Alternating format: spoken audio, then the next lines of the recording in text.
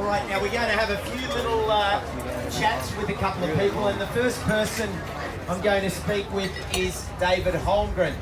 And for those of you who don't know, he launched his latest book, RetroSuburbia, yesterday. Now, believe it or not, I had to go to the gymnasium this morning to do some weights, because that is 1.8 kilos of information in this book.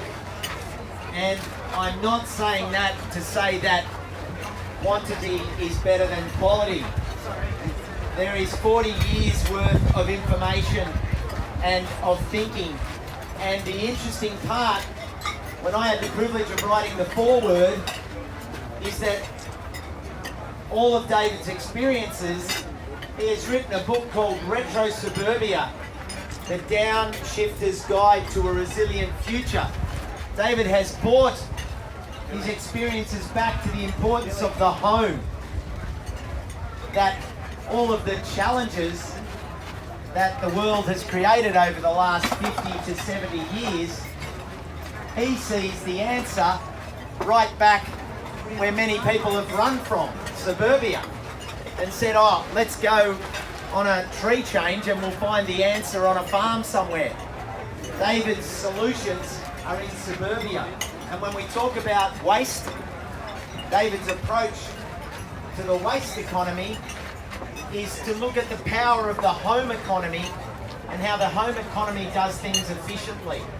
So David, tell us a bit how you believe that the home economy can really change the nature of waste and our role in creating and eliminating. Well, Costa, before I talk about food policy and sort of heavy-weighty things like that, people might be distracted by the ridiculous suit that I'm wearing. And I should explain myself.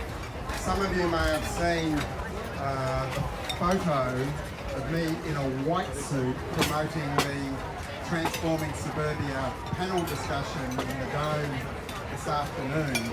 And I was persuaded to do that out of respect for Luke Taylor, anyone else who'd asked me to do such a ridiculous thing.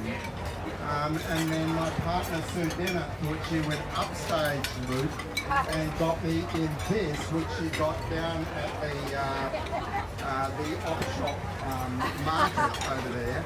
And I'm told it's actually from the set of Neighbours.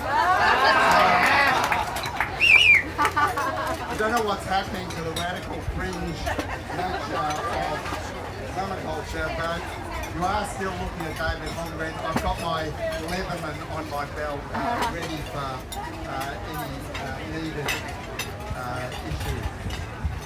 Okay, the connection between RetroSuburbia and the theme of waste is that a huge amount of the waste in society has been created because we've shunted activities that have historically always been in the household and community non-monetary economies, like making food, like growing food, like fixing clothes, and fixing our possessions, into the monetary economy, which grows GDP.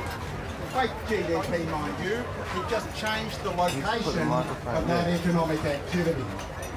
And one of the ways we can reduce waste, reduce our ecological footprint, is to retake control of so many of those activities and do them back at home. Because it's far more efficient. It's far more efficient to do those things at home. For example, when there's still leftovers in the fridge, you can rely on the regulatory process of the love and reciprocity community that mum won't sort of feed food that might poison the kids. Whereas in the monetary economy, it's hard to rely on that, so we have rules, regulations that control all that stuff. And those, to some degree, are necessary, especially when the economy is controlled by corporates, which are non-natural persons who are incapable of a moral decision, even though the individuals within those corporations might. So that's a bit of a sort of a long route, but it's obvious when you go out into the garden and you pull a few stems of celery off the celery plant and leave it growing, you can do something that it's very hard to do in the commercial production economy. You can also go out and pick up the weeds that you say, well, how is someone ever going to get paid a wage to go and pick those weeds? Only the rich can eat those weeds.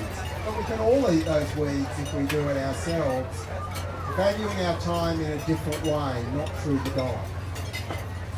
The other thing about RetroSuburbia I wanted to say is that it may look, and I said this in an essay back in '91 called Gardening as Agriculture, that rather than this home-based economy being a threat to the emergent, fantastic new agricultural producers we have, this is how we actually get both new, serious, urban, peri-urban and rural farmers. We raise them in RetroSuburbia. People are acculturated to food and growing being around them. That's where we'll get the next generation of producers. It's also where you get the next generation of appreciative customers. How many of us have had the experience of growing our own food and then developing a deep appreciation for people who do this for a living? That's how we get that real respect for farmers and creating the next generation of people who are needed still to be part of the transformed bioregional food economy. And I just finished by mentioning an essay that's on the RetroSuburbia.com website. It wasn't in the book, because the book is about what we can do at the home scale. But for people who are doing that, to see how what they're doing at home fits into this larger vision, there's an essay called Feeding RetroSuburbia. And it's my imagination of how we can project the complementarities between our rural hinterland, our peri-urban spaces, and our urban commercial agriculture, and then the core of it, our garden agriculture, which is in the household. Because I think all of those things work together as part of a new vision of the food system we're creating.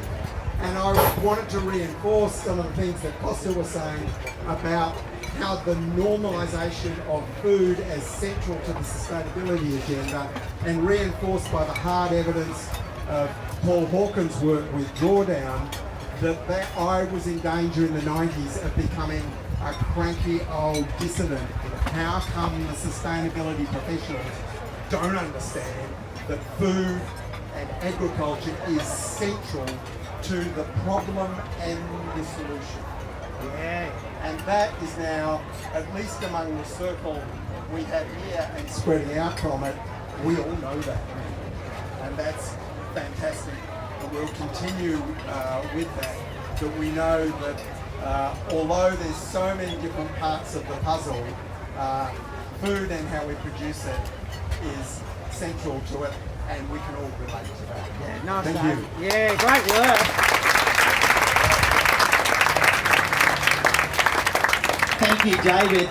Now, David will be speaking on a panel at 3 o'clock this afternoon, so feel free to move across to the Dome after the long lunch, where there'll be a panel with Kat Layers, who's, I think I saw somewhere up there. There's Michael Abelman from Soul Food Farms in Vancouver. Nick Ritar from Milkwood Permaculture is going to be the moderator, and Dominic Hess from the University of Melbourne. It's going to be a great discussion. But this book